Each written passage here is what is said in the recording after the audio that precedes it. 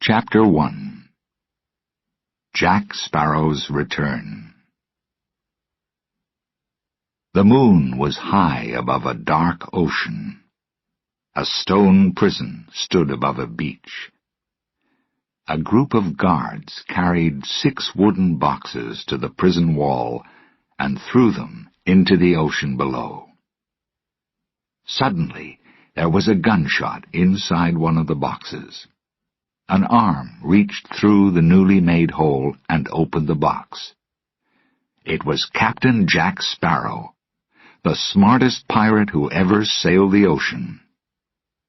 As he looked around, his gold tooth shone in the moonlight. Jack seemed calm at first. Then his eyes grew round with fear, and he quickly searched the box. He found it. His hat. He placed the hat on his head and smiled. He reached into the box again. "Sorry, my friend," he said. He pulled hard at the leg bone of the other body in the box. With the bone in his hands, he lowered one end into the water. Then he rowed the box toward his ship, the Black Pearl. Gibbs, a fine old pirate, was waiting on the Pearl for Jack's return. He helped his captain onto the ship. Jack took a piece of cloth from his jacket and looked at it carefully. "So, you found something?" asked a toothless pirate named Leech. Every man on the ship wanted news about the treasure. "Yes, but I haven't studied it yet," Jack said. Suddenly, a small monkey jumped in front of Jack and screamed. It took the piece of cloth and ran into the sails. When the moon shone on the monkey, its skin disappeared. Only its bones were left. This was Captain Barbossa's monkey, and, like its owner, it was cursed. It was the living dead. Jack hated the animal. He took out his gun and shot at it. The monkey fell and dropped the cloth, but quickly jumped up again.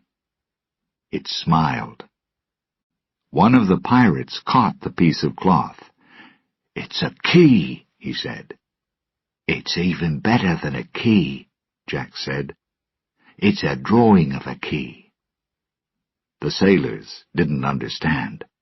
They looked at Gibbs. "Captain," Gibbs said, "we wanted gold and—" Jack turned to his men. "What do keys do?" he asked. "They unlock things," Leech said, suddenly excited. "Important things," Gibbs said. He imagined chests full of gold. "So, we're going to unlock something." Jack shook his head. "No, we don't have the key yet, so we can't unlock anything, stupid." The sailors looked at Jack. "So, we're going to find the key?" Gibbs asked. "A key won't help us," Jack said impatiently. "We don't know what it opens." "Please," he added, "try to understand." "So, which way are we going?" another pirate asked. "Ah, yes." Jack opened his compass. On his last adventure, this compass took him to Isla de Muerta and the hidden treasure. But this time he seemed unhappy when he looked at it. He closed it quickly and waved his arm. "Pull up the sails. Let's go that way," he finally said, pointing toward the ocean. "Captain?" Gibbs asked. "I'll plan our trip later. Now, hurry and start sailing," Jack ordered. The men were unhappy, but prepared to sail. "The captain's acting a little strange," one pirate said quietly to Gibbs. "Yes," Gibbs answered. "He doesn't know where we're going."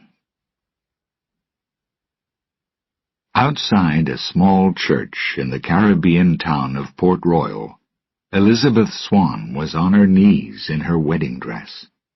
Her tears mixed with the rain. Around her were overturned chairs and no husband. Slowly she went inside to wait.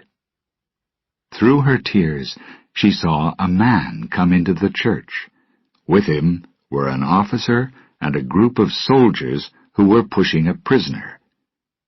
The prisoner was the man she wanted to marry, Will Turner. "Will!" Elizabeth called. "What's happening?" "I don't know," Will said sadly. "You look beautiful," he added softly. "You, free the prisoner immediately," said a loud voice from the door. It was Elizabeth's father, Governor Swann. He looked angrily at the officer. The officer didn't move. Governor Swann studied the man's face. "Cutler Beckett?" he asked finally. "It's Lord Beckett now," the man replied. "Lord or not, do you have a reason to arrest this man?" "I do."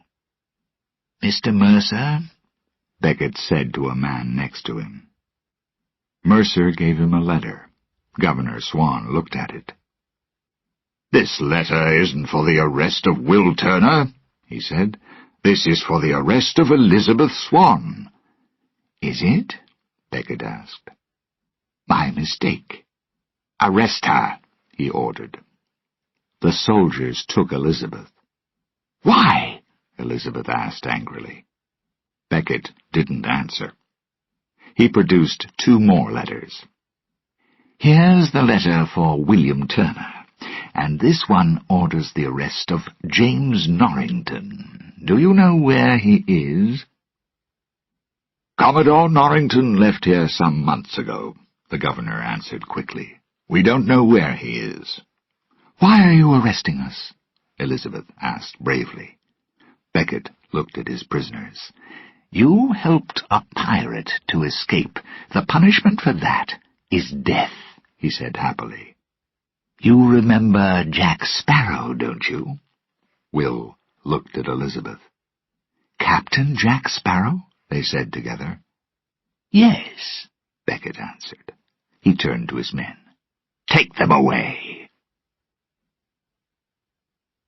Captain Jack Sparrow had his own problems. Alone in his room on the Black Pearl, he held his compass tightly in his hand. He looked at it and quickly closed it. Then he shook it and looked at it again. Not good. He reached for a drink. The bottle was empty. He left the room to find another bottle. The drinks cupboard was almost empty. He smiled when he saw a bottle on the lower shelf. He opened it and turned it over. Sand fell onto the floor. "You have no more time, Jack," a voice said suddenly. Jack turned. In front of him was a man's face, covered with animals and plants from the bottom of the ocean. "Bootstrap?" Jack asked. "Bill Turner?" "Yes, Jack Sparrow.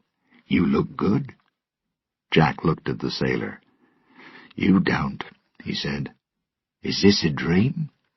"No," Bootstrap said. He gave Jack a drink. "You got the pearl back," he said. "Your son helped me," Jack told him. Now Bootstrap was surprised. "William? A pirate?" "Yes," Jack said. "He's too honest, though," he added. "So, why are you here?" "Davy Jones sent me," Bootstrap answered.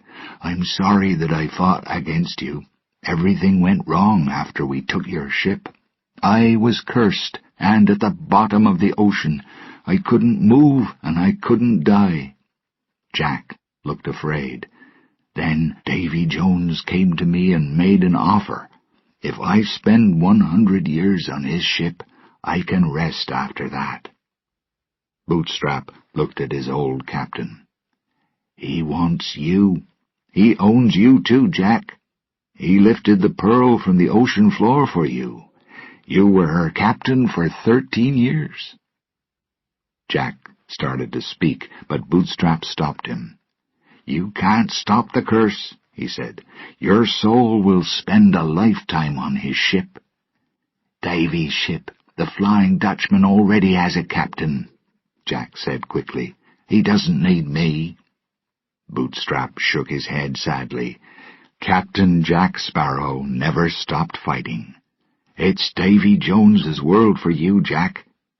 Jones will send his monster, the Kraken, and pull the Pearl back down to the bottom of the ocean, and you with it. Any idea when? Jack asked. He tried not to sound worried. Bootstrap lifted his arm and pointed to Jack's hand. Jack stepped away, but it was too late. There was a black mark on his hand. He was now a marked man. He'll find you, Bootstrap said. Jack looked up, but Bootstrap Bill was gone. Jack screamed and ran through the ship. Get up, he shouted to his sleeping men. Hurry!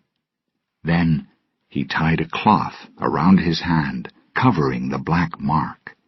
He didn't want anyone to see it. Gibbs found Jack behind the mast. Where are we going? He asked. We're going to land, Jack shouted. Which port? Gibbs asked. Land. It doesn't matter where. The monkey jumped down from the mast onto Jack's shoulder and knocked his hat into the ocean. Jack's hat! Gibbs cried to the other men. He knew the captain loved his hat. Turn the ship around. No, Jack said quickly. Leave it. His men were surprised. Gibbs turned to Jack. What's coming after us? He asked quietly. Captain Jack Sparrow's hat sailed far away from the Black Pearl. A sailor on a fishing boat picked it up. He liked it and put it on his head. When another sailor tried to take it from him, the two men began to fight. Suddenly, the boat shook.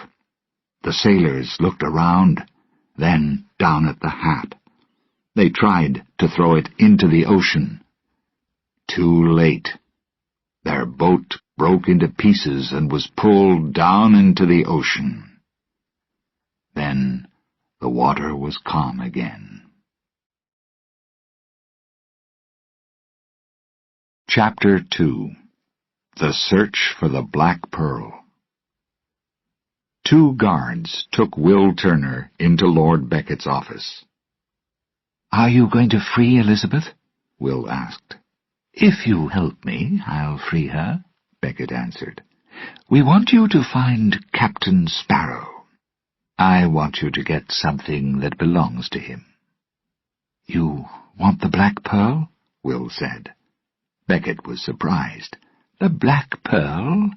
No, I want something that's smaller and much more important.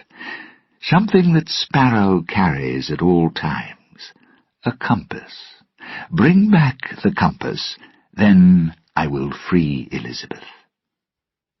Will Turner angrily left Becket's office and went to Elizabeth's room in the prison building. Governor Swan followed him and heard them talking. Jack's compass. Why does Becket want that?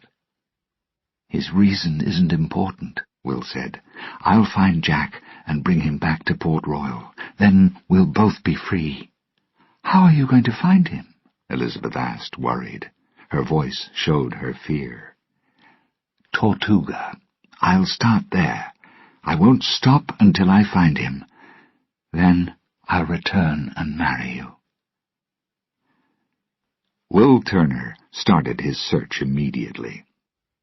He went to Tortuga because Jack often stayed there. It was the dirtiest port in the Caribbean, a place for drunken pirates who wanted adventures. When he arrived, Will saw a friend of Jack's, a woman with red hair and a red dress. Her name was Scarlet. "I haven't seen him for a month," Scarlet said angrily. "When you find him, give him a message." She lifted her hand and hit Will across the face. "I don't know about Jack, but there's a ship with black sails at an island south of here," said an old boatman. "Give me some money and I'll take you to it." The boatman took Will to the island, and there they found the black pearl on its side on the beach. The boatman refused to go closer, so Will jumped into the water. He swam to the beach and then, very wet, walked across to the ship.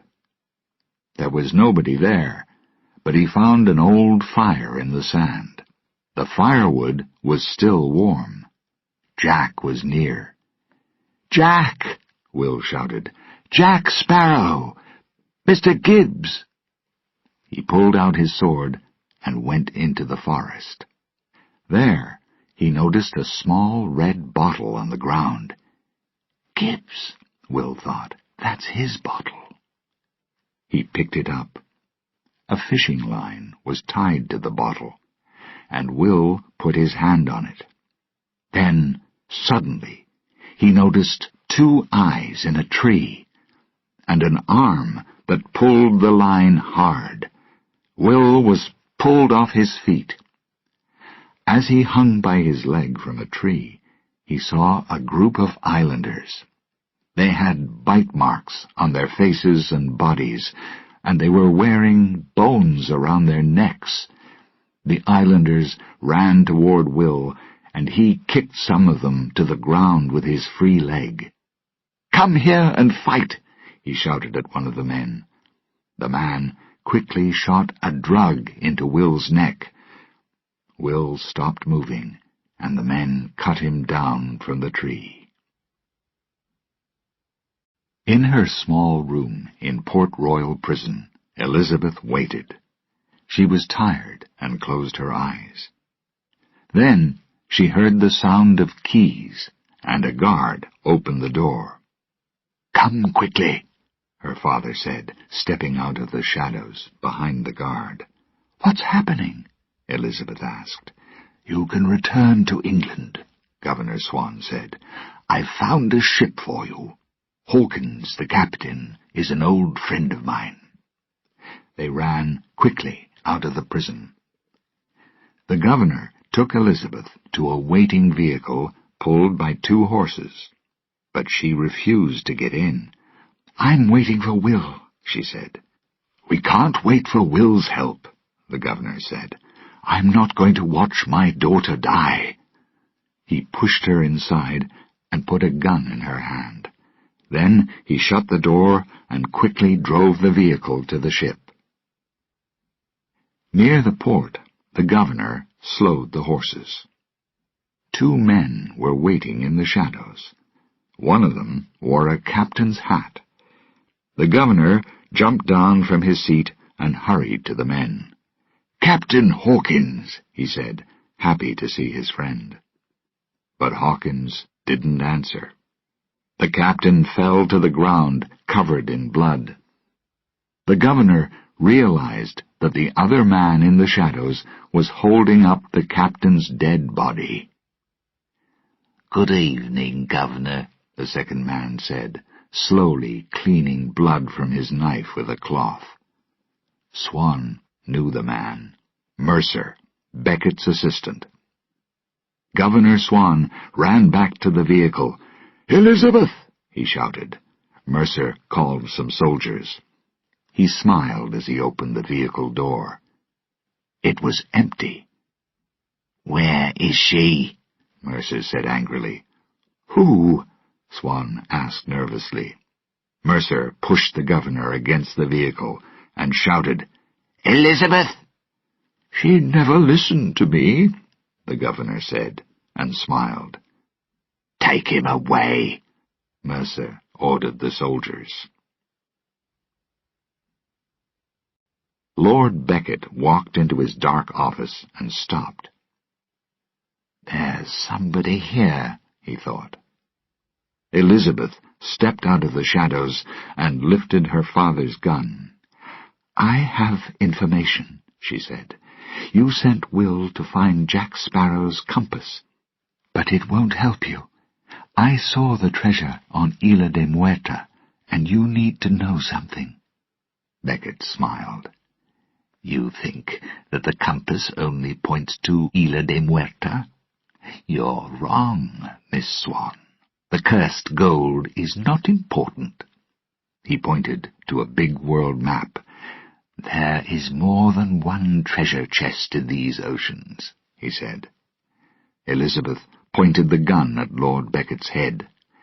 "These letters on your desk will free Will Turner," she said. "Sign them." Beckett stopped laughing and signed the letters. "I want the compass," he said.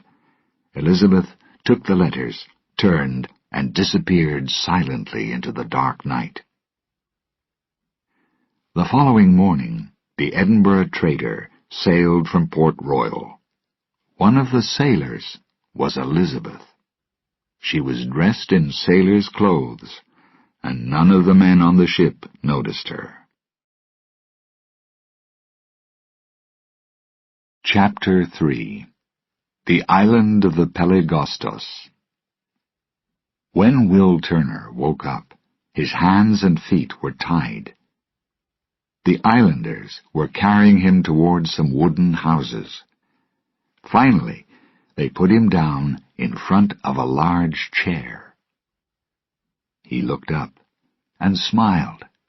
A man was sitting on the chair, and it was Captain Jack Sparrow.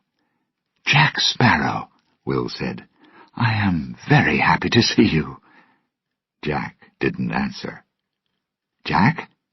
Jack, it's me, Will Turner. Tell them to free me." Jack stepped down from his chair and spoke in a strange language. Will suddenly noticed the dead men's bones around the chair. "Jack, listen," Will said. "I need the compass. Elizabeth is in danger. We were arrested for helping you. She's going to die." One of the islanders pointed at Will's leg and hungrily touched his stomach. Jack smiled, and the men shouted happily. "No!" Will screamed. "Jack, what did you say to them?" But Jack didn't answer. He climbed back onto his chair and looked over Will's head. The men started to pull Will away. "They're going to prepare me for dinner," he thought. Jack suddenly looked down at Will. "Save me," the captain said quietly out of the corner of his mouth. The men threw Will into a cage full of men, chained to a rocky hill. Some of the sailors from the Black Pearl were prisoners in another cage. "Will, you shouldn't be here," Gibbs greeted him. "Why is this happening?" Will asked. He looked at the sailors. "Jack seems to be the chief." "Yes," Gibbs said sadly. "The Pelagostos made him their chief, and now they want to free his soul from his body.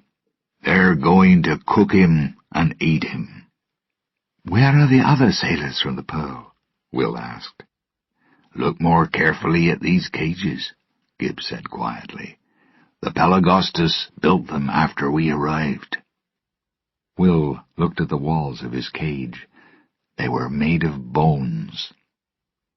He quickly moved his hand away. "The meal starts when the sun goes down," Gibbs said seriously. "Jack's life will end when the music stops." In a small boat near the beach, two of Barbossa's pirates, Pintel and Ragetti, rowed with their backs to the sun. A dog with a ring of keys in its mouth was sitting at the end of the boat. Suddenly, the men saw the Black Pearl. "Look, there it is!" Pintel cried. The dog jumped into the clear blue water and swam to the beach. Pintel looked up at the ship's black sails. "It's ours," he said greedily. Then they heard the sound of music through the trees. The music on the island grew louder as the Pelagostos prepared their big meal.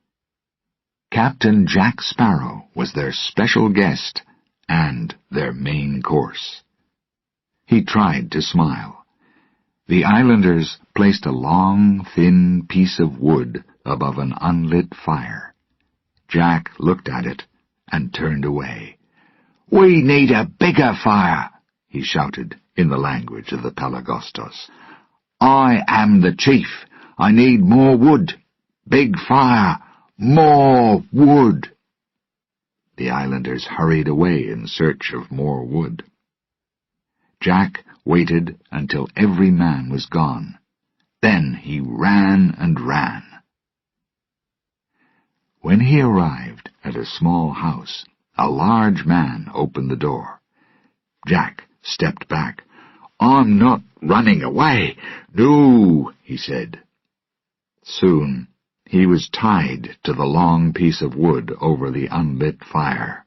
The fire was now very big. "Nice work," he said. The Pelagostos smiled proudly. Too nice, Jack thought to himself. On the rocky hill, Will and the pirates waited in their bone cages. "I must do something," Will said to himself. "I must save Elizabeth." "Try to move your cage," he shouted to the pirates. "Move it toward the rocks. Then put your feet through the holes between the bones and try to climb the hill." Leech and the pirates in the other cage understood and started to move it slowly up the hill. But suddenly a guard saw them and screamed loudly. The music stopped. As Will and the men in his cage reached the top of the hill, the islanders ran toward them. They pulled the cage up around their legs and started to run. They had to find the black pearl fast. When the guard ran toward them, the Pelagostos were preparing to light the fire under Jack. "The prisoners are trying to escape," he screamed. "Follow them," Jack ordered. "They mustn't escape." "What shall we do?"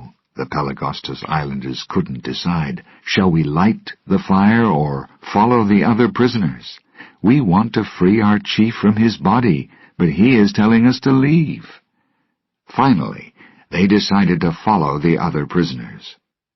But one man dropped a piece of burning wood, and suddenly the fire was burning under Jack. There was nothing that Jack could do about it. "They're going to cook me, Captain Jack Sparrow," he said to himself.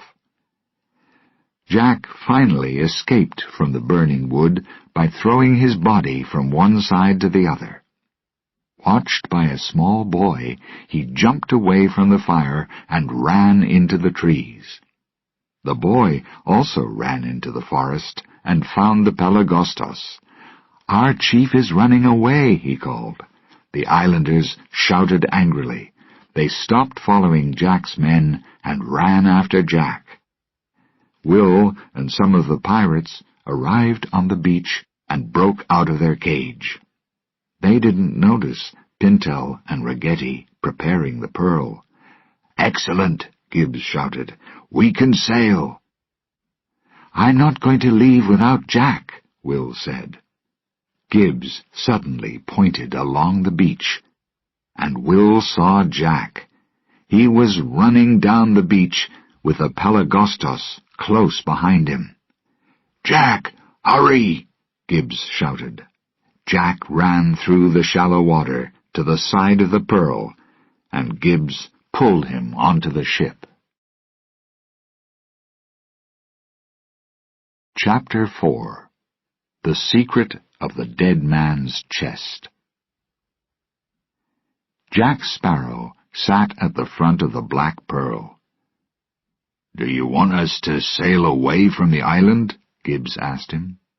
"Yes, but stay in shallow water," Jack replied.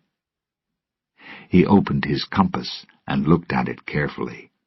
Will Turner stood next to him. "Jack, he said quietly. "Not now," Jack answered, with his eyes still on the compass. "Jack, I need—" "Not now," Jack said angrily, reaching for his gun. Finally, he saw Will. "Oh, it's you." "Jack," Will said again, "I need that compass." "Why?" Jack asked. He looked at the compass again, then closed it. "I want to save Elizabeth," Will said. Jack shook his head. "I've heard those words before," he said. "We saved Elizabeth before. Why don't you watch her more carefully? Lock her up in a room." "She is locked up, in prison.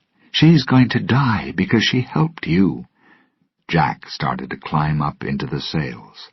"That isn't my problem," he said. Suddenly, he felt the cold touch of Will's sword at his neck. "Give me the compass, now. Then the English will stop looking for you." Jack said slowly, "All right. You get the compass, and you save your pretty girl. What do I get?" "You'll be free. The English will stop searching for you," Will explained again. "I will give you the compass," Jack said slowly, "but you must find something for me. It's quite dangerous." He pulled the small piece of cloth out of his pocket. Will looked at the picture of the key on the cloth. "Is this going to save Elizabeth?" he asked. Jack put his mouth close to Will's ear. "How much do you know about Davy Jones?" he said very quietly. "Nothing," Will said. Jack smiled. "Yes," he said, "it's going to save Elizabeth."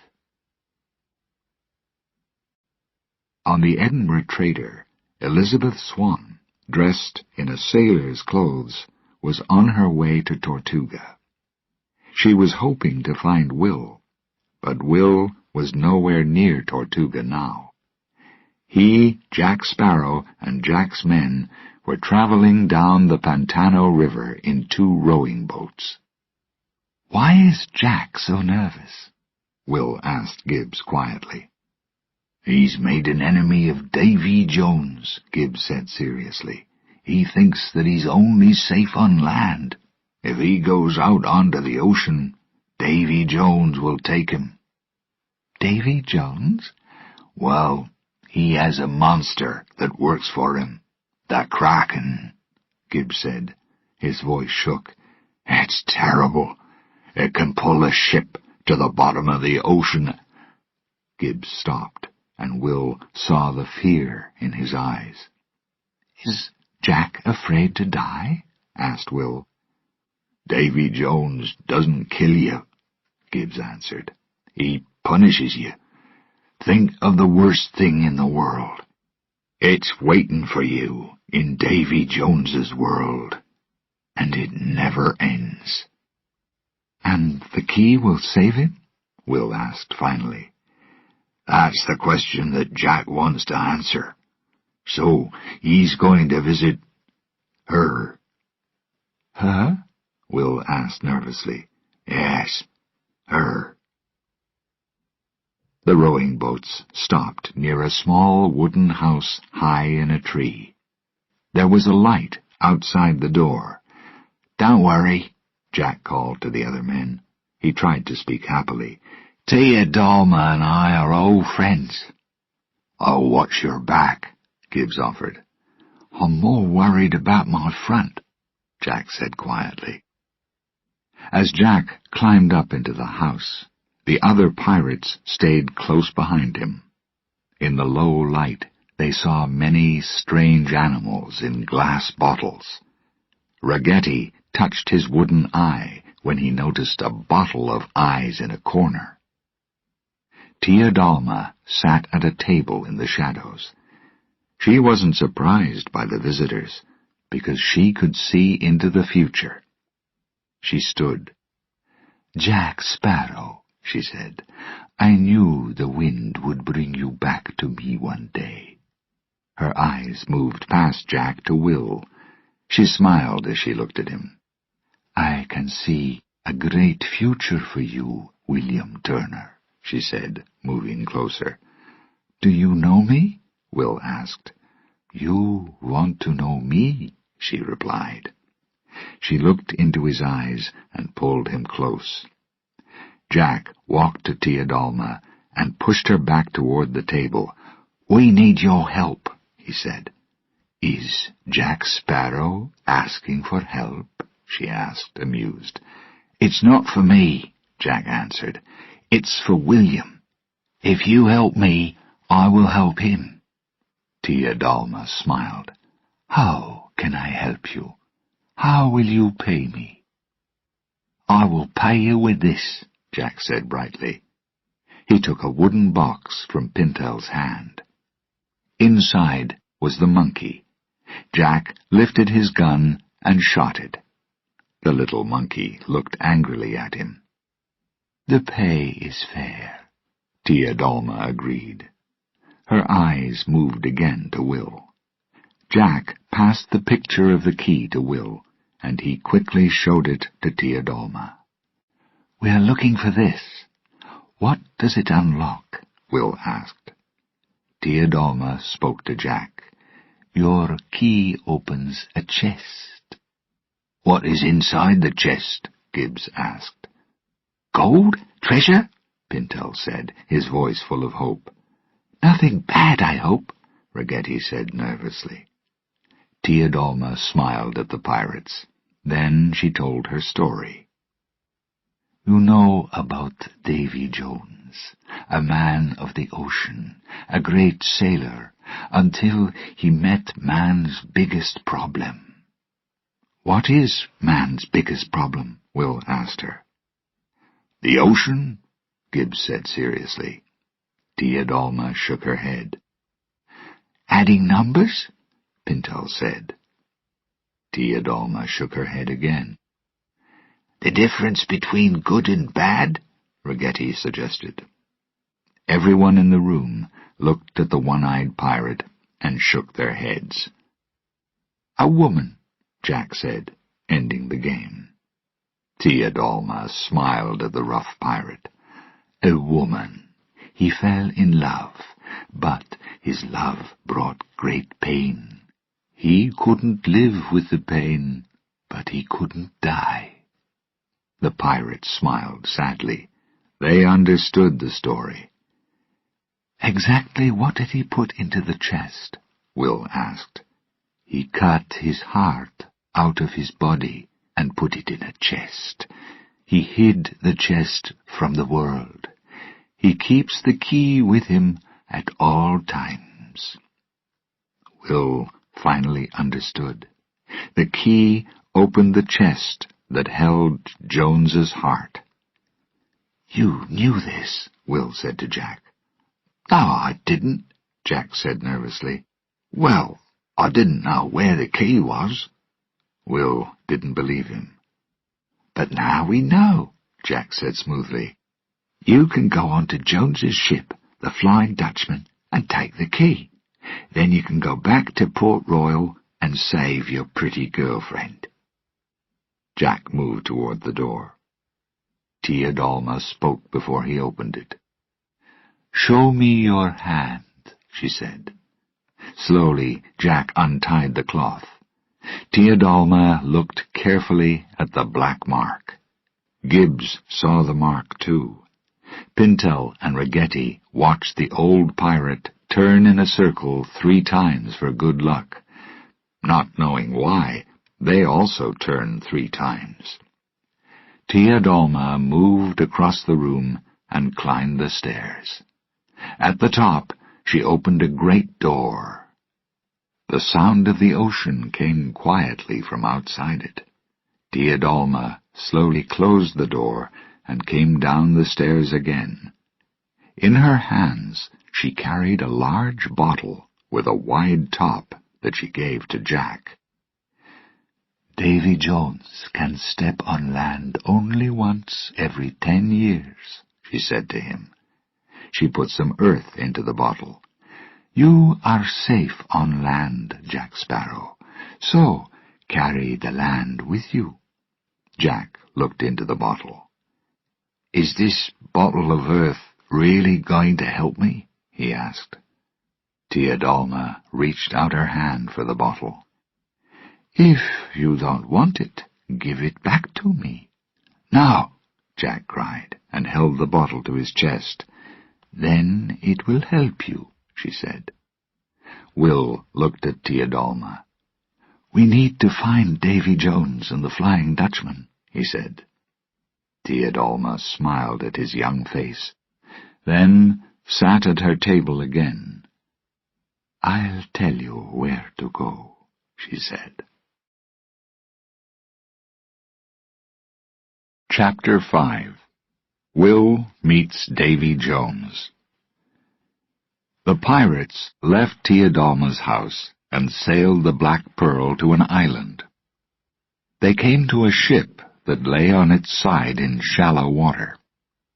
Jack and Gibbs stood under an oil light and looked silently at the old, broken ship. "Is that the Flying Dutchman?" Will asked. "She doesn't look very good." "What's your plan?" Jack asked. "I'll search the ship until I find your key," Will said. "And if you find sailors on the ship?" Jack asked him. "I'll kill them." Jack smiled. "I like your plan. It's simple and easy to remember." "I'll bring you the key, and you'll give me the compass," Will said. "Yes," Jack agreed. "If anyone catches you, use these words. 'Jack Sparrow sent me. He wants me to pay you.'" Then he added, "It will save your life." Will said goodbye and climbed into a rowing boat. Jack watched silently. Then he ordered Gibbs to turn out the Black Pearl's lights. Soon only Captain Jack Sparrow's gold-toothed smile shone in the dark. Will reached the broken old ship and lit a small oil light. Was the ship empty? He saw the bodies of many dead seamen and felt very nervous. "What happened here?" he asked himself. Suddenly he heard a noise. Will turned and saw a sailor. He was badly hurt, but he was trying to pull up a sail. "Sailor, it's no good," Will said. "The water is too shallow. Your ship won't move." But the man kept trying. "No, below us. The ocean took Billy and Quentin. Captain's orders." The ship shook, and a dead sailor dropped from the mast. Will saw round, red marks on the man's back. He turned the body over. The man's face was gone. "Something has eaten him," Will thought. "The Kraken." He remembered Gibbs's description of the monster. Will moved away from the body. Suddenly, the ocean was very calm. Then, very quickly, the wind came and the water turned white and stormy. Will saw a great ship come up from the bottom of the ocean. It was the Flying Dutchman. "Jack tricked me," Will thought. "He sent me to this old ship. He knew that Davy Jones would follow me." The real Flying Dutchman was made of pale wood and bones. Animals and plants from the ocean floor covered every inch of it. The Dutchman's sailors climbed onto the old ship. Will pulled out his sword and ran toward his rowing boat. Macus, one of the Dutchman's sailors, stopped him. The other sailors joined Macus and stood around Will. "Get down on your knees," Greenbeard, another sailor, said angrily. Will quickly pushed his sword into his oil light. Burning oil covered the sword, and Will attacked the sailors. He fought hard, but suddenly something hit him in the face. As he fell, the Dutchman's sailors moved toward him. When he woke up, Will was still on the old ship. He was at the end of a line of sailors, all on their knees. Someone walked slowly toward them. It was Davy Jones. Jones was very ugly, with blue eyes and a long beard. His left hand and one of his legs were missing. He looked angrily down at the line of sailors in front of him. 6 men are still alive, Mackes said. Jones walked down the line. Do you fear death? He asked a sailor. I can offer you an escape. Don't listen to him, said another man in the line. He held a cross in his hand. Jones turned and shouted at the second man. Don't you fear death? No, sir. Good luck, friend, Jones said. He smiled, then turned to Greenbeard. Greenbeard threw the man into the ocean. Jones moved close to the first sailor. Life is painful, but you fear death. You can join my ship and escape it. You must spend 100 years on the Flying Dutchman. Will you come with me? The sailor said quickly, I will come with you. Jones smiled and moved down the line. He stopped next to Will. You are neither dead nor dying. Why are you here? Jack Sparrow sent me, Will replied. He wants me to pay you. Jones looked very angry. Does he? Shall I accept that offer? He turned his head and looked out across the dark ocean. Hiding in darkness on the Black Pearl, Jack Sparrow watched the Flying Dutchman. Jones was looking straight at him. Then Davy Jones suddenly arrived in front of him. The Dutchman's sailors also flew onto the Pearl and quickly circled round Jack and his pirates. It's time to pay me, Jones said to Jack. His voice was low and angry. I made you captain of the Black Pearl for 13 years. Now I want your soul. Well, Jack said, I was only captain for 2 years, then my men stole the ship.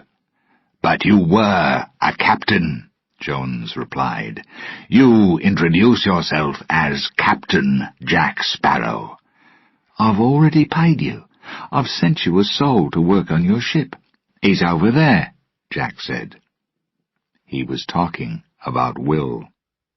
You can't send another soul, Jones shouted. One soul is not the same as another.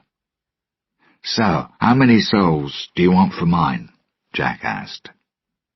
Jones thought about Jack's question. Finally he said, 100 souls, in 3 days. Jack gave Jones a big smile. Thanks, friend. Send the boy back to me. I'll start looking for those souls. I'll keep the boy. You must find 99 more. 99? Jack asked, seeming surprised. Have you met Will Turner? He's a good and brave man. His soul is as good as 4 ordinary souls. I'll keep the boy, Jones repeated. Bring me 99 more souls in 3 days.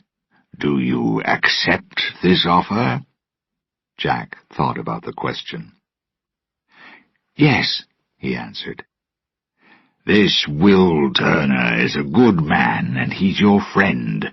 Do you want him to stay with me for the rest of his life? Jones asked. Yes, that's okay, Jack answered and smiled. He looked down at his hand. The black mark was gone. When he looked up, Davy Jones and his sailors were gone too. Minutes later, The Flying Dutchman and Will sailed away into a storm. Jack watched silently as the ship disappeared. I have 3 days to find 99 souls. There's only one place to go. Tortuga, he thought. Chapter 6. Captain Sparrow Sails Again.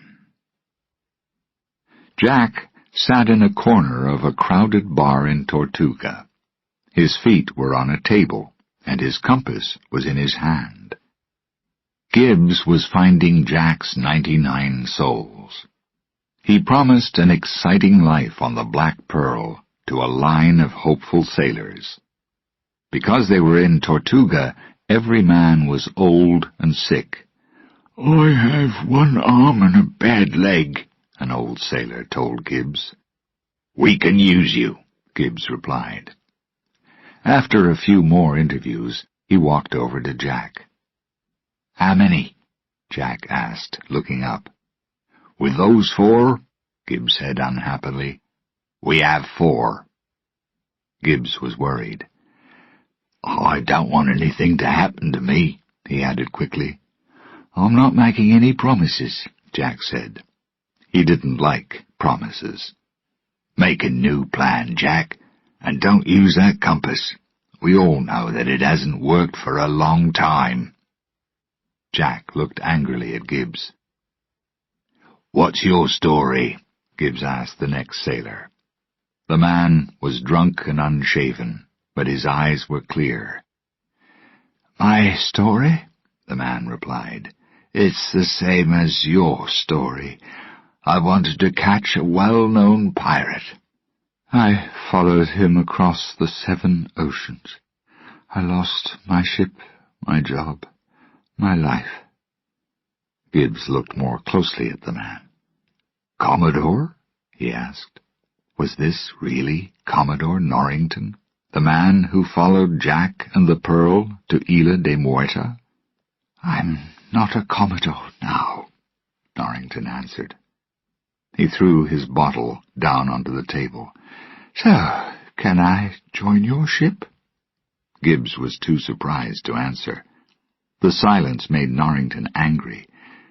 "So, can I work for Captain Jack Sparrow?" he shouted. Then he turned to Jack and pulled out his gun. "Or shall I kill you now?" On his way out of the door, Jack stopped and smiled quickly. "You can join us, friend." Norrington didn't put his gun down. "Sorry," he said, "but I really want to shoot you." "Calm down, soldier," a man said and held Norrington's arm. "That's our captain." Norrington's gunshot just missed the man. Jack's new sailors jumped up and started to fight. Other pirates joined the fight. Chairs fell to the floor and bottles were broken. "We'll leave now," Jack said quietly to Gibbs. He walked carefully through the fight, unhurt. He picked up a hat from the floor and put it on his head. It was too small. "It's hard to find a good hat these days," he said to himself. He and Gibbs walked quietly away. Norrington had a sword in his hand now. "Fight, then! You, he shouted drunkenly. Then someone hit him over the head with a bottle, and he fell to the floor. Elizabeth stood over him, dressed in her sailor's clothes. "I just wanted to hit him," she shouted to the pirates. "Now throw him out of the bar, and we'll have a drink." Then, as the pirates shouted their agreement, she looked carefully at the man on the floor. "I don't believe it," she said quietly. "James Norrington, what has the world done to you?" She helped him to his feet, and they walked slowly toward the port. Suddenly, they were standing in front of Jack. "Captain Sparrow?" Elizabeth said to him. Jack looked at her, but didn't know her in her sailor's clothes. "Do you want to join my ship, boy?" he said. "Welcome." "I want to find the man I love," Elizabeth replied. "William Turner." "Elizabeth?" Jack said, looking at her carefully. "You don't look good in those clothes, you know." "Jack," Elizabeth said, "I know that Will followed you. Where is he?" "Oh, I'm really sorry, but Will has joined Davy Jones's ship." "Davy Jones?" Elizabeth repeated. "Oh, please," Norrington laughed. "The captain of the Flying Dutchman, a ship that takes dead men from this world to the next?" "Correct," Jack said. He looked closely at Norrington. "I know you. Commodore, you look terrible, friend. Why are you here?" "I joined your ship," Norrington replied. "Jack," Elizabeth said, "I want to find Will." Jack pulled his black beard. "Are you sure?" he asked. "Is that what you really want?" "Of course," Elizabeth answered. "Do you know how I can save him?" "Well," Jack began slowly, "there is a chest of unknown size. Jones will do anything to keep that chest. The chest can save Will." "How can we find it?" Elizabeth asked.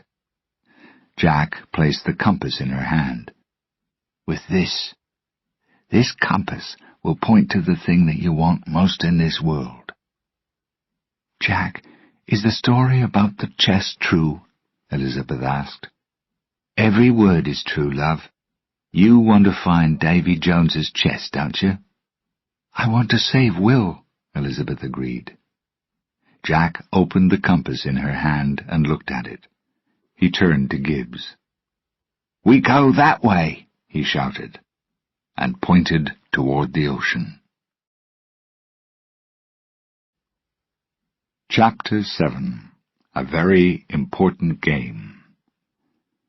Davy Jones sat on the Flying Dutchman. He was playing slow, sad music on a piano. His eyes filled with tears as he looked up at a picture of a woman with long, thick hair. The sailors and Will Turner were working hard. Will was pulling a chain when suddenly he dropped it. "Careless!" one of the sailors shouted. "I'll punish you for that mistake." He started to hit Will, but Bootstrap Bill stopped him. "I'll punish you too," the sailor told him angrily.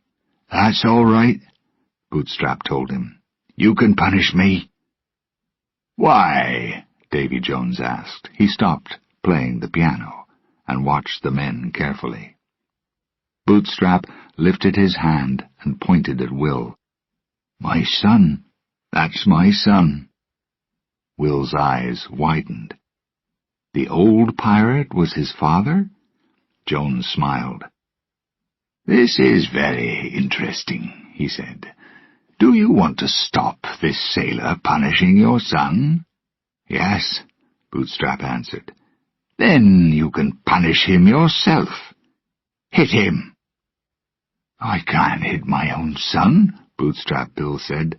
"Then another sailor will punish him." "No!" Bootstrap shouted quickly. He lifted his arm and started to hit Will. Later, Bootstrap explained his actions to his son. "That sailor is a hard man.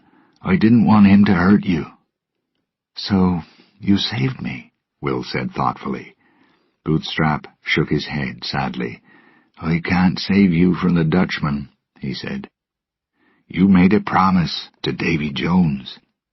Now you can't leave his ship. Your body will become part of it. Look at old Wyvern." Bootstrap pointed at the side of the ship. An old man hung there. He seemed to be part of the ship. "But I didn't make any promises to Davy Jones," Will said. Bootstrap looked happier. "Then you must escape." "Not until I find this key," Will said. He showed his father the picture of the key. "It's on the ship, and Jack Sparrow wants it. Maybe it will save us." Suddenly, old Wyvern moved and pulled himself free from the side of the ship. "The dead man's chest!" he cried. His arms reached for the cloth. Will jumped back, afraid. "This is what happens to Davy Jones's men," he said to himself. "Soon my father will become part of the Dutchman too. Just one more unhappy soul." But Wyvern's next words made Will more hopeful. "Open the chest with the key, and cut through the heart with your sword," old Wyvern cried. Then he changed his mind. "Don't destroy the heart.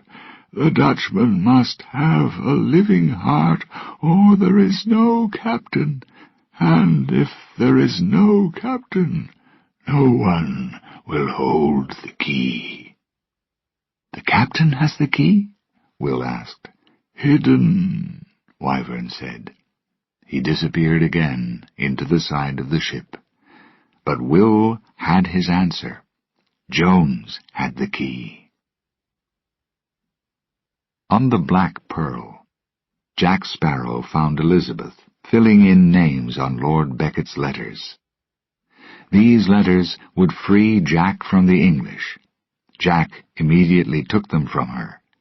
"These letters belong to me, don't they?"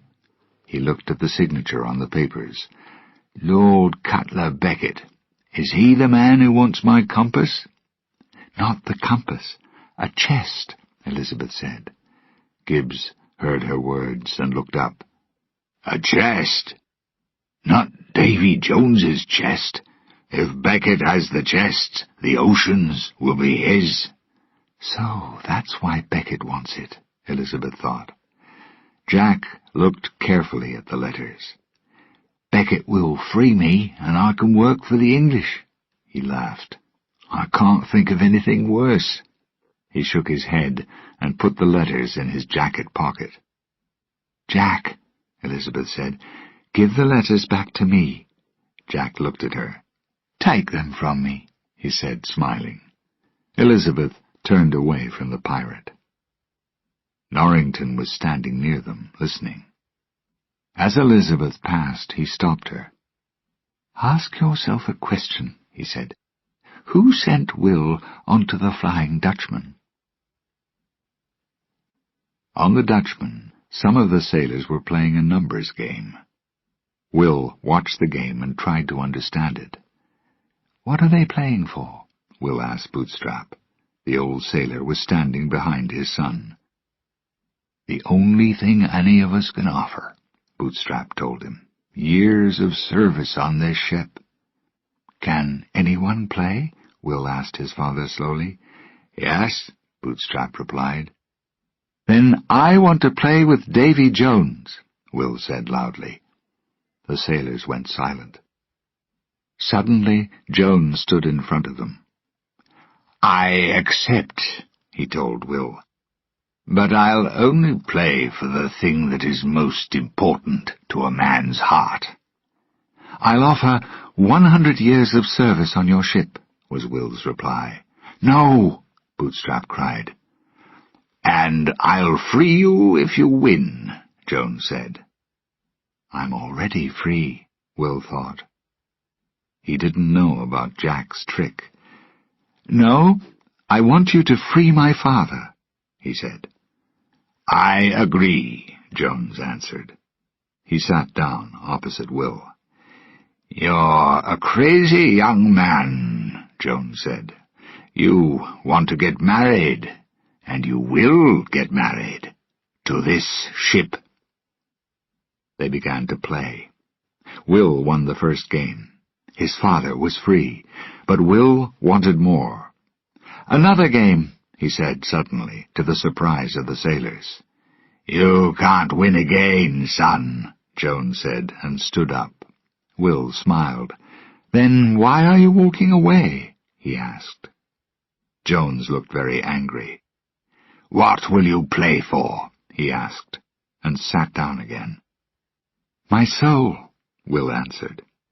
"If I lose, I'll work for you until the end of time." "And if you win?" Jones asked. I want the thing that is dearest to your heart, Will said. I want this. He showed Jones the cloth with the picture of the key. Jones lifted his head. How do you know about the key? He asked sharply. I don't have to tell you. That's not part of the game, is it? Will asked. Jones reached into his shirt and pulled out the key. It hung on a chain around his neck. Now I know where it's hidden, Will thought. Bootstrap stepped between them. I want to play, he said. If I lose, you can have my soul too. If I win, I get the key. Don't do this, Will said. His father was now free. Will didn't want him to lose and be a prisoner on the Dutchman again. But Bootstrap didn't listen to him, and the three men began to play. Very quickly, Bootstrap lost the game. Jones put the key back inside his shirt. Bootstrap Bill, you will stay on this ship in my service until the end of time. William Turner, you are free to leave at the next port. Jones laughed and moved away. Will was very angry. Why did you do that? He asked his father. Bootstrap dropped his tired head. I didn't want you to lose, he said sadly. The game was never about winning or losing, Will said.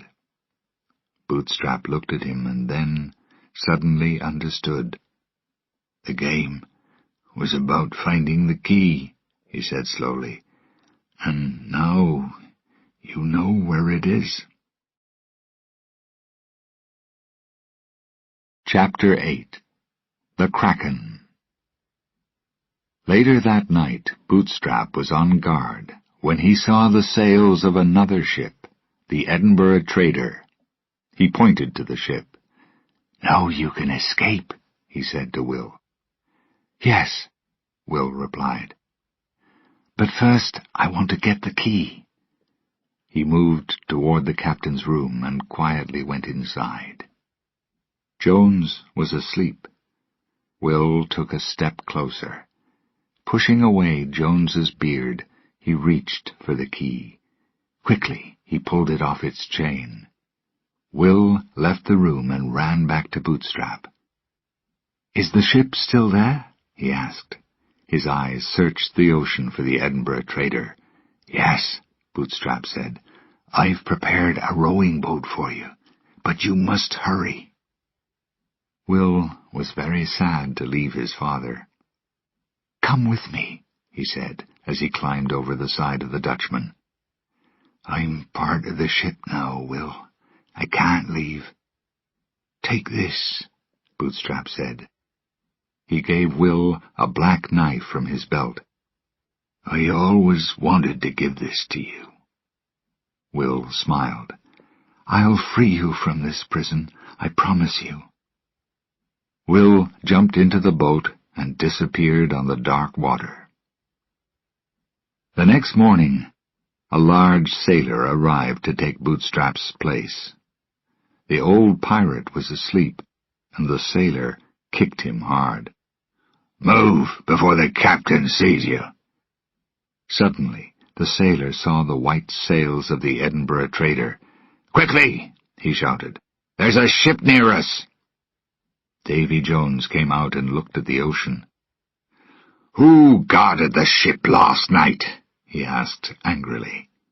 The sailors pushed Bootstrap forward. Didn't you notice that ship? The captain said. Sorry, Captain. I fell asleep. It won't happen again, Bootstrap promised. Bring his son to me, Jones ordered. He's not on the ship, sir, a sailor said, and one of the rowing boats is missing. Jones immediately understood. He looked at Bootstrap, and the pirate's face went pale with fear.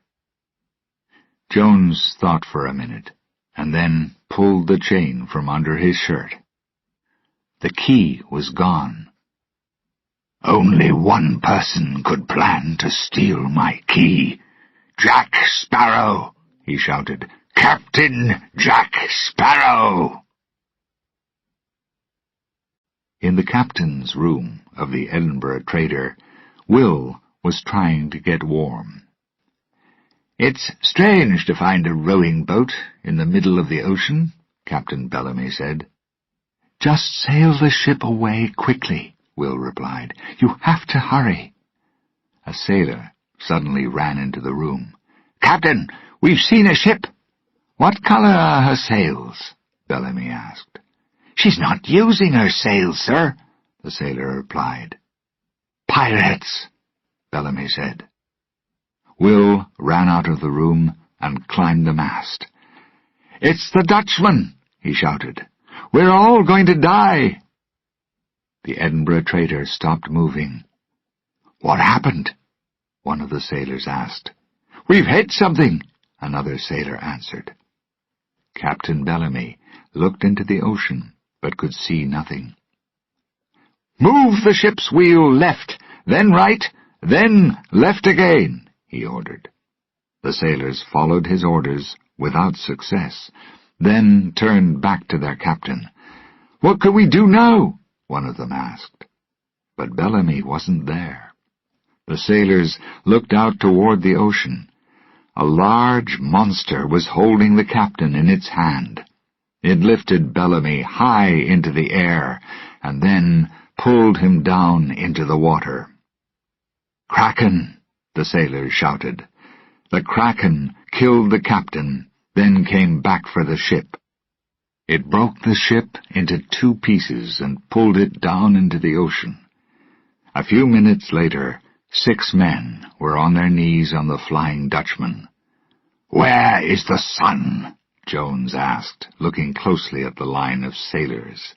"And where is the key?" "We can't find them," Mackes answered. "Maybe the ocean took him." "I am the ocean," Jones shouted angrily. "Throw these men off the ship." His men threw the sailors from the Edinburgh trader into the water. "The chest isn't safe," Jones said. "Bootstrap's son has the key, and he's working with Jack Sparrow. We're going to Isla Cruz."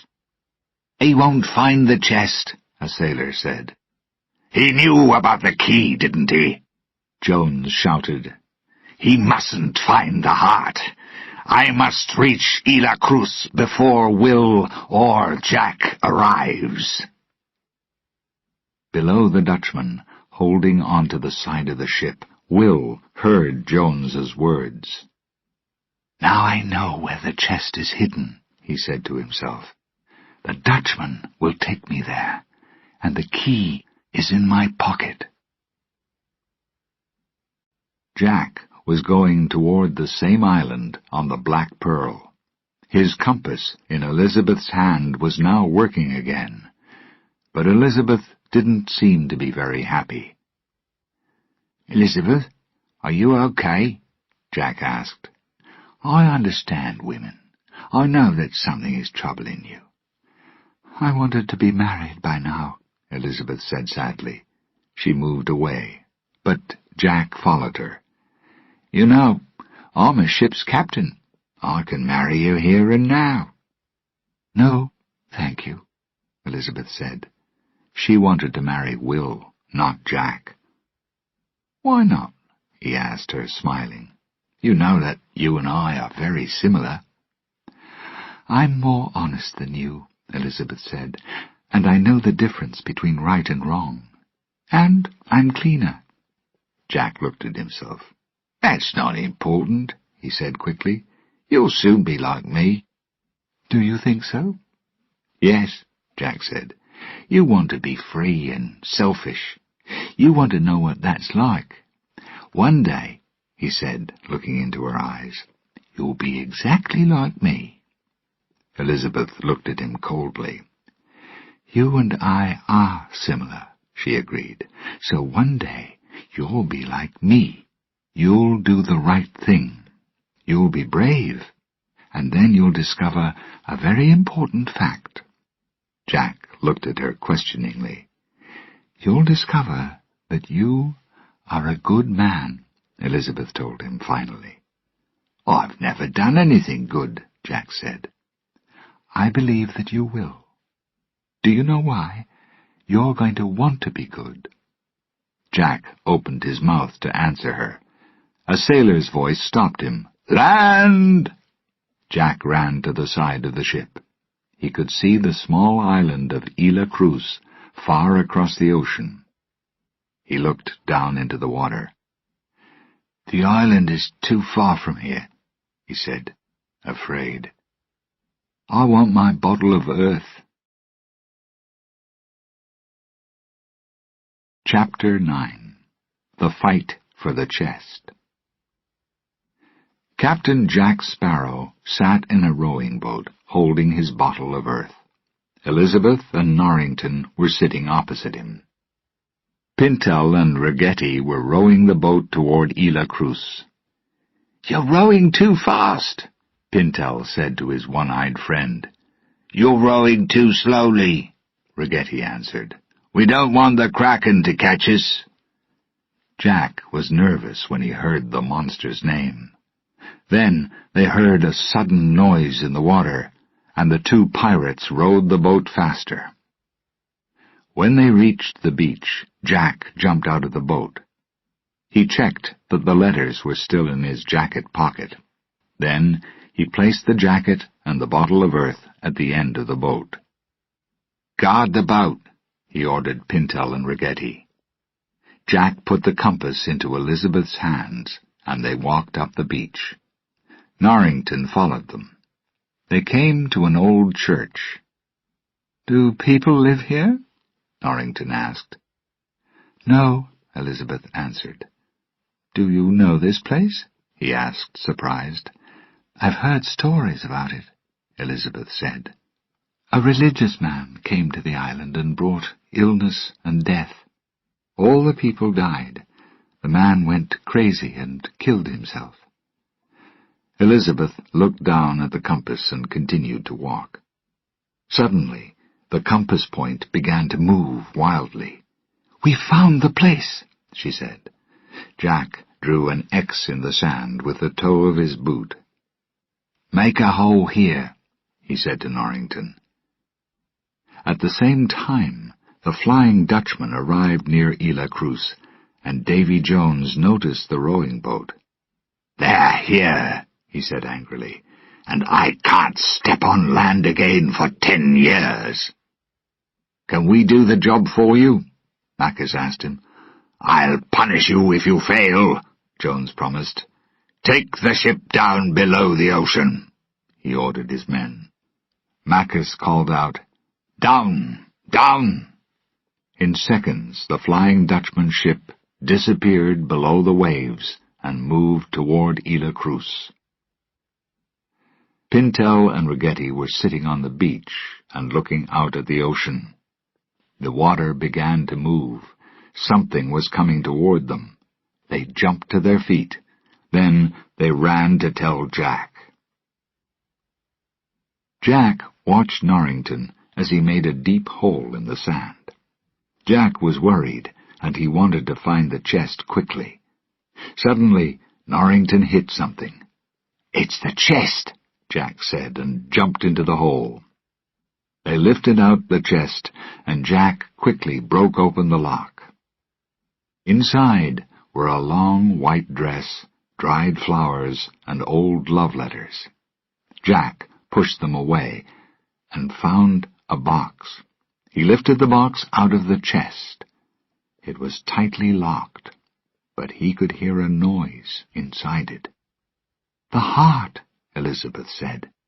"It's real." Norrington was surprised. "You were right," he said to Jack. "I'm often right," Jack said, "but people are still surprised." "With good reason," a voice said. The group turned and saw Will Turner. He was running toward them in wet clothes. Elizabeth ran to him. "Will, you're all right." She put her arms around his neck. Jack looked worried. "How did you get here?"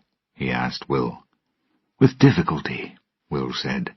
"But I want to thank you, Jack. You tricked me onto that ship to pay Jones." "What?" Elizabeth said, looking at Jack. "And then I met my father." "That's okay," Jack said nervously. "Everything you said to me, every word was untrue?" Elizabeth said. She looked angrily at Jack. "Yes." Then the happy smile left Jack's face. Will was on his knees next to the chest. He held the key in one hand and his father's knife in the other. "What are you doing?" Jack asked. "I'm going to kill Jones," Will answered. In a second, Jack was pressing his sword against Will's neck. "You can't do that, William," Jack said. "Who will stop the Kraken if Jones is dead? Now, give me the key, please." Will quickly pushed away Jack's sword. He jumped up and took Elizabeth's sword. "I keep my promises," he said, facing Jack. "I'm going to free my father." But suddenly, Norrington pulled out his sword and turned to Will. "You can't keep the key, sorry." Jack looked at Norrington and smiled. "You're going to help me?" he said happily. Norrington pointed his sword quickly toward Jack. "No," he said. "Lord Beckett wants that chest.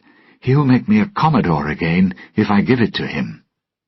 The three men began to fight.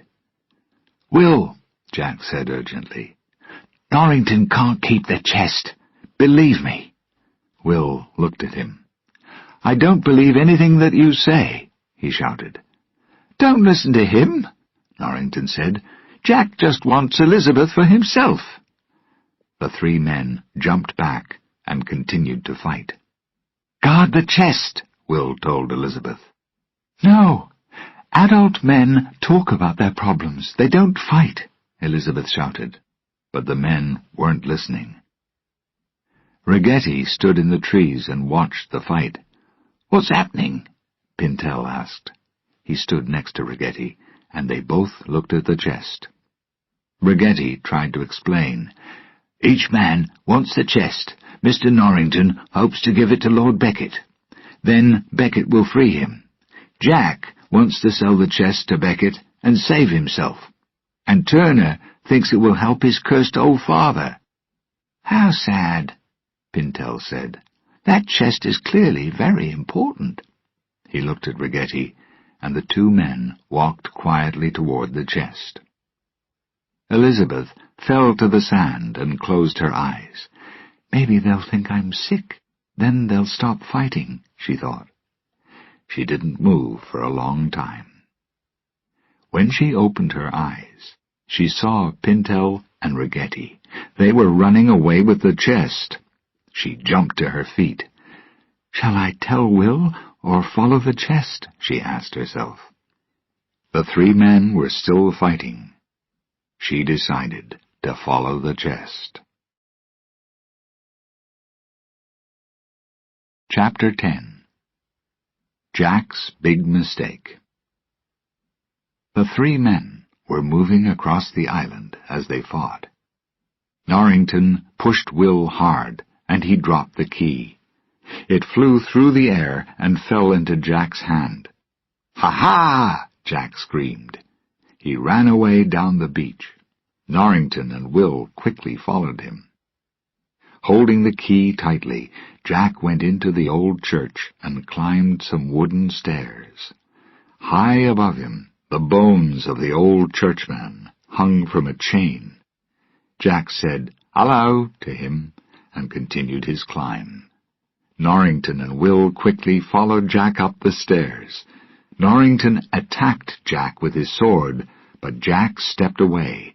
Norrington ran at him, took the key, and threw Jack down the stairs. As Jack fell, his hand found the dead churchman's chain. Jack and the churchman dropped down together. At the same time, Will, holding on to a second chain, was pulled up toward Norrington. As he passed the Commodore, he took the key. Then he ran out onto the church roof.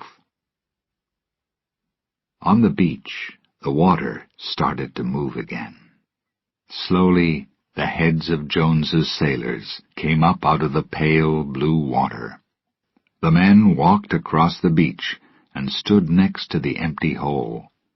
Then they saw Will Turner step out onto the church roof. Will was trying to escape from Jack, Norrington, and now from Jones's men. He jumped across a hole in the roof. Using the point of his sword, Norrington lifted the key from Will's hand. The Commodore held it for a second. Then it disappeared. Jack had it again. Norrington turned angrily and knocked Jack's sword from his hand. He looked over his shoulder at Will. "Excuse me," he said. "I'm going to kill the man who destroyed my life." "That's okay," Will answered. Jack held up one finger. "Let's talk about this, Commodore. Are you sure you have the right man?" Will smiled. Jack was trying to save himself again. "You caught a famous pirate and put him in prison," Jack said. "You wanted to marry a beautiful woman. Who freed the pirate and stole your girl?" Jack turned toward Will. Norrington stopped Jack. "You said enough," he shouted, and pushed his sword wildly at Jack. Jack threw up his hands and screamed. He fell down the roof, and the key dropped to the ground. "Good work," Will said. "But sadly, Mr. Turner, he was right," Norrington said. He turned his sword toward Will. Norrington hated Jack, but he didn't like Will either. Down on the ground, Jack picked up the key and ran. "I'm on your side, friend," he called up to Will. Jack slowed to a walk and put the key around his neck. "I'm safe now," he said to himself. Then he fell into a hole in the ground. Will jumped onto a large wooden water wheel on the side of the church. Norrington jumped on too. With a loud noise, the wheel suddenly broke away from the wall. It began to move across the ground with the two men on top of it. Jack was hit by the wheel when he finally pulled himself out of the hole. The key fell away from his neck and caught on the wheel. "I've lost the key again," he said. He started to run after the wheel. Elizabeth finally reached Pintel and Ragetti in the trees. "Hello, love," Pintel said, and smiled. He and Ragetti put down the chest and pulled out their swords. Elizabeth reached for her sword, but it wasn't in her belt. Will had it, she suddenly remembered. The two pirates attacked her, but suddenly something crashed through the trees. They turned and saw the water wheel. Jack was running behind it. Pintel and Ragetti turned back to Elizabeth, but then a knife hit a tree next to Ragetti's head. Jones's men were coming. Pintel and Ragetti dropped their swords at Elizabeth's feet, took the chest, and started to run. With a sword in each hand, Elizabeth ran through the trees behind them. The pirates tried to run around a tree, one each side of it, but they were holding the chest between them. As they stopped, Jones's men arrived. Ragetti, Pintel, and Elizabeth looked at the chest, and then at the terrible sailors. They all made the quick decision to leave the chest on the ground. On another part of the island, Jack was still running after the wheel and the key. He ran quickly, got close to the wheel, and jumped inside it. Will reached down from the top of the wheel. He took the key before Jack could.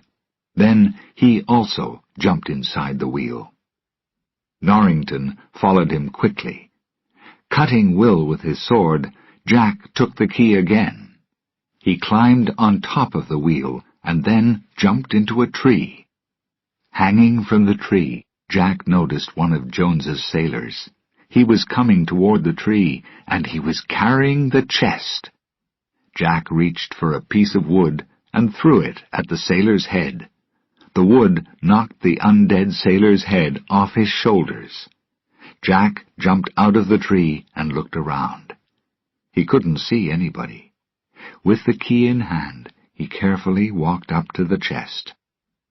Jack sat down next to the chest and turned the key in the lock. And there it was, Jones's heart. Taking off his shirt, he put the heart inside it. Then he looked around again. Nobody was watching him. He ran straight to the rowing boat and found his bottle. It was large enough and had a wide top. He emptied some of the earth onto the beach and placed the covered heart inside the bottle. Then he filled the bottle with sand. He looked up when he heard a sudden noise. Pintel, Ragetti, and Elizabeth ran out of the trees. The two men were carrying the chest again, and Jones's sailors were close behind them. Elizabeth fought Jones's men bravely, but she was losing the fight. Then the big wheel crashed out of the trees and knocked down some of Jones's men. Elizabeth escaped to Pintel and Ragetti, and they pulled the chest through the sand toward the rowing boat. Jack was unhappy. There were too many people on the beach. He put his bottle back into the end of the rowing boat and watched. The wheel finally stopped near the water, and Will and Norrington climbed out. Norrington fell into the rowing boat. He lifted his head, saw Jack's bottle, and reached toward it. Jack watched carefully. Then Norrington's hand moved past the bottle and reached for the letters in Jack's coat pocket. Jack didn't stop him, because he didn't need the papers now. He had the heart. Davy Jones and every ship on the ocean were his. The fight on the beach between Sparrow's men and Jones's men continued. Suddenly, Will noticed the chest. The key was in the lock, and he started to open it. Jack quickly turned around and hit him, and Will fell. Elizabeth ran to his side and looked down at him. "We're not going to escape," she said to Norrington. "Not with the chest," he replied. He quickly took the chest and ordered her into the boat. "Don't wait for me," he called, as he disappeared from the beach into the trees. Jones's men followed him. "We must listen to him," Jack said quickly.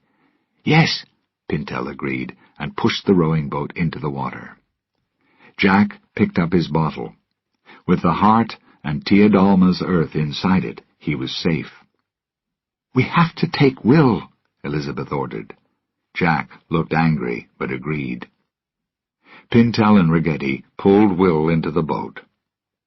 Without another word, they left the island and Norrington behind. Chapter 11. The End of Captain Jack. Jack's men were soon back on the Black Pearl. Will slowly opened his eyes. "What happened to the chest?" he asked. "Norrington took it. Jones's men followed him," Elizabeth told him. Gibbs came and welcomed them all onto the ship. He was ready to sail. "Jack," he said, "we saw the Dutchman an hour ago. She was coming around the end of the island." "Was she?" Jack replied. He didn't seem worried. "The most dangerous ship on the ocean is too close to us," Gibbs called to the other sailors. "Pull up the sails." Jack felt no need to hurry. He sat down and held his bottle tightly to him. "Gibbs, is your mouth dry?" he asked. "Is your heart moving quickly in your chest?" "Yes," Gibbs answered. "I think you're afraid," Jack told him. "Well, aren't you afraid too?" Gibbs said. He didn't understand Jack. Where was the frightened captain of only a few hours before? Elizabeth walked across the ship to the two men. She agreed with Jack. "We're in no danger," she said to Gibbs. I can't see any ships." She spoke too quickly. As they watched, the ocean began to move. Suddenly the Flying Dutchman came up from below the water and stopped next to the Pearl. Jack turned toward the Dutchman and lifted the bottle above his head. He pointed to it, smiled, and gave a friendly wave. On the Dutchman, Davy Jones realized what he meant. "He's got my heart." He turned to Mackes. "Prepare the guns," he said. "We're here! Yoo-hoo!" "Let's talk," Jack shouted. "What are you doing?" Gibbs asked angrily. "Be quiet," Jack replied. He lifted the bottle again. "I have the heart in here," he said quietly. "Really? How?" Gibbs asked. Jack smiled. "I'm Captain Jack Sparrow, remember? Nobody's smarter than me." Gibbs knew very well that Jack wasn't always right. "I have to protect the ship," he said, and shouted, "Move to the left! Hurry, men!" The Black Pearl sailed away from the Dutchman. The Dutchman's guns began to shoot, but the Pearl was escaping. "Can the Black Pearl move faster than the Dutchman?" Will asked. "That isn't a natural ship," Gibbs said, pointing to the Flying Dutchman. "It can sail into the wind and not lose speed. That's how it catches other ships. But if the wind is behind us—" "We can move faster than her," Will said. Suddenly, he understood Gibbs's plan. "Yes," Gibbs said. "The Black Pearl is the only ship that Davy Jones fears." Jack smiled and held his bottle close to his chest. "We can take the Dutchman," Will said to Jack. "We can turn and fight." "Or we can run away," Jack answered brightly. "You have the only ship that can take the Dutchman in a fair fight." "But I don't like to fight fairly," Jack said.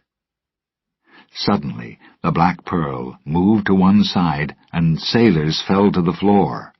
Jack's bottle was knocked from his hands and broke. Sand and earth went everywhere. Jack fell to his knees and looked through it. There was nothing in there except sand. Jack looked up at Gibbs. I don't have the heart." "Then who does?" Gibbs asked. Jack turned pale. He didn't have Jones's heart, and he didn't have Tia Dalma's earth. The Pearl stopped moving, and Elizabeth looked out at the ocean. "Have we hit some rocks?" she called. "I heard those words on the Edinburgh Trader," remembered Will. "No," he shouted. "It's not rocks. Move back." "What is it?" Elizabeth asked, seeing the fear in Will's eyes. "The Kraken," Gibbs said. "It's coming for Jack." The men on the Pearl were silent. Jack stopped looking through the sand on the floor of the ship. The heart wasn't there, and the black mark was on his hand again. Very quietly, Jack moved toward the end of the Pearl. None of his men saw him climb into a small boat. He rowed quickly away from his ship. The water around the Pearl began to move as, slowly, the Kraken came up out of the ocean. "Go to the guns!" Will shouted. "Protect the ship!" The pirates quickly prepared for the monster's attack. The Kraken's long arms moved onto the ship, but the guns were ready. Will ordered the men to shoot the monster. Badly hurt, the Kraken moved away. It broke all the ship's small rowing boats as it went down. "It will return," Will shouted. Turning to Elizabeth, he said, "Get off the ship." "There are no boats," Elizabeth replied. "The Kraken destroyed all of them." Not all of them. As the Kraken prepared to attack again, Jack rowed away more quickly. But something stopped his escape. When he looked down at his compass, it was pointing toward the Black Pearl and his men. Sadly, Jack began to row back again. On the Pearl, the Kraken was winning the fight. The pirates shot at it repeatedly, but they couldn't stop it. Elizabeth stood in the captain's room, with a gun in her shaking hands. She was very angry. "Jack has disappeared," she said to herself. "He's the person that the Kraken wants. He brought us into this mess." Then, as the Kraken's arms moved slowly through the windows toward her, she dropped the gun. She ran up to the top of the ship, and into Jack. He was back. "We have some time.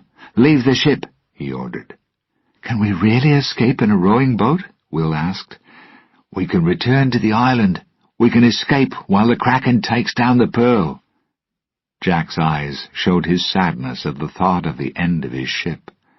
Will, Gibbs, and the other pirates went toward the rowing boat. "Thank you, Jack," Elizabeth said softly. She moved closer to him. "You came back. I always knew that you were a good man." She kissed the pirate, then stepped back slowly. There was a sharp noise. Jack looked down at his hands. "I've chained you to the side of the Pearl," Elizabeth explained. "The Kraken wants you, not the ship, and not us." "You're a great pirate," Jack said. Elizabeth looked at him for the last time and remembered so much and so many adventures. Then she ran off the ship and left Jack waiting. Slowly, the Kraken's arms moved onto the Pearl, and the monster's head moved toward Jack.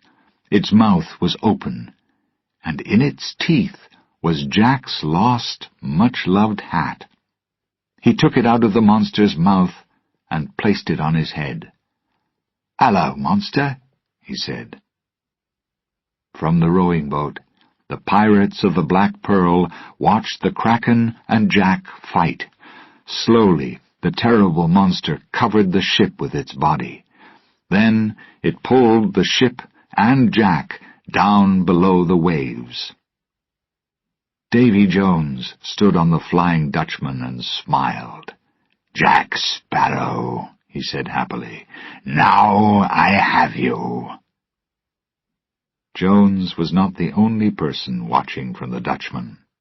As Jack went down with the ship, Bootstrap Bill watched the water too. Sadly, he remembered Jack Sparrow, Captain Jack Sparrow. "We thought you could do it," he said quietly. "Only you." The Black Pearl and her captain were gone, and already the world seemed a darker place without them.